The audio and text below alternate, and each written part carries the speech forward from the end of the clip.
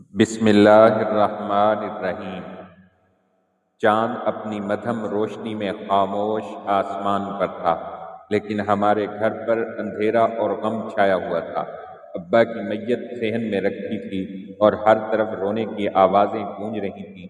میں کونے میں سہمی بیٹھی تھی اور اماں کی سسکیاں میرے دل کو کاٹ رہی تھیں۔ ابا کی آنکھیں ہمیشہ کے لیے بند ہو چکی تھیں اور ان کی موت کے ساتھ ہی ہمارے نصیب بھی جیسے دفن ہو گئے تھے۔ ابھی کفن بھی گیلا نہ ہوا تھا کہ چچا نے گھر کی دہلیز پر قدم رکھا۔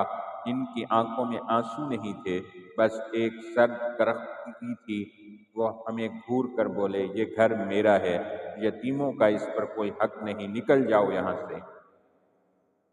اماں نے رو رو کر ان کے قدم پکڑ لیے، لیکن چچا نے لات مار کر ان کے ہاتھ جھٹک دیے۔ ہم سب کو گھسیٹ کر باہر پھینک دیا گیا۔ اماں کے آنسو نہ رکے۔ دن رات کی آہو بکا کے بعد آخر کار وہ بھی ابا کے پیچھے قبر میں جا سوئیں۔ میں تنہا رہ گئی۔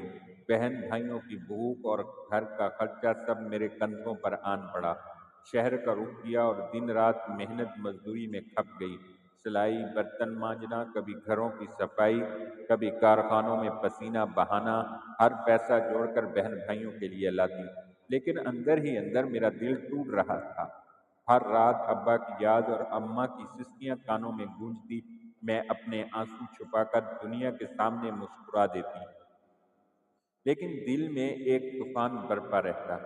ایک دن شام کے وقت میں گھر واپس آ رہی تھی۔ گلی سنسان تھی اور اندھیرا چھانے لگا تھا۔ اچانک چند درندے میرے سامنے آ گئے۔ ان کی آنکھوں میں وحشت تھی۔ میں نے بھاگنے کی کوشش کی، مگر انہوں نے میرا راستہ روک لیا۔ میری چیخیں سننے والا کوئی نہ تھا۔ وہ میری عزت لوٹ کر مجھے سڑک کے کنارے نیم مردہ حالت میں پھینک گئے۔ جب آنکھ کھلی تو میں ہسپتال کے بستر پر تھی، جسم زخموں سے چور، روح کچلی ہوئی۔ میں کسی طرح ہسپتال سے گھر پہنچی تو سوچا شاید بھائی بہن میرا سہارا بنیں گے، لیکن وہاں ایک اور قیامت میرا انتظار کر رہی تھی۔ بھائی نے میری حالت دیکھتے ہی غصے سے کہا، برکردار عورت، نکل جا ہمارے گھر سے، ہمیں تیرے جیسی بہن نہیں چاہیے۔ میں نے روتے ہوئے کہا، بھائی یہ میری مرضی سے نہیں ہوا، میں تو خود زخمی ہوں، ٹوٹی ہوئی ہوں۔ لیکن اس کے الفاظ پتھروں کی طرح میرے دل پر برسے۔ اس نے دروازہ بند کر دیا۔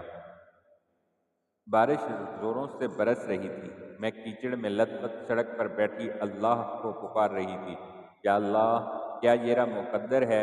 کیا یتیم ہونے کا مطلب ہے کہ دنیا مجھے رون ڈالے؟ یا رب مجھے موت دے دے، لیکن یہ ذلت نہ دے۔ میرے ہونٹ کپ کپا رہے تھے، جسم کانپ رہا تھا اور آنکھوں سے بہتے آنسو بارش کے قطروں میں گھل گئے۔ آخر کار میں بے ہوش ہو گئی۔ جب ہوش آیا تو میں نے اپنے آپ کو ایک نرم مخملی بستر پر پایا۔ کمرے میں خوشبو پھیلی ہوئی تھی۔ قریب ایک شخص بیٹھا قرآن کی تلاوت کر رہا تھا۔ اس کی آواز دل کو سکون بخش رہی تھی۔ ایک لمحے کے لیے مجھے لگا جیسے میں خواب میں ہوں، لیکن جیسے ہی میری نظر اپنی شلوار پر پڑی، میرے قدموں تلے زمین نکل گئی، میری سانس رک گئی، دل میں خوف کے طوفان اٹھنے لگے۔ وہ شخص تلاوت ختم کر کے میری طرف دیکھنے لگا۔ اس کے آنکھوں میں سکون تھا، نرمی تھی۔ اس نے دھیرے سے کہا، ڈرو مت، تم میرے گھر میں محفوظ ہو۔ کسی نے تمہیں سڑک پر بے ہوش پایا تھا، میں تمہیں یہاں لے آیا۔ تم میری بہن کی جگہ ہو۔ میں نے کانپتی ہوئی آواز میں کہا، میری زندگی تو برباد ہو گئی ہے، اب میرے لیے عزت اور جینے کی کوئی وجہ باقی نہیں رہی۔ وہ شخص مسکرایا اور بولا، زندگی وہی ہے جیسے ہم پھر سے تعمیر کریں۔ زخم گہرے ہوں یا دنیا ظالم، اگر انسان ہمت کرے تو ٹوٹا ہوا چراغ بھی جل سکتا ہے۔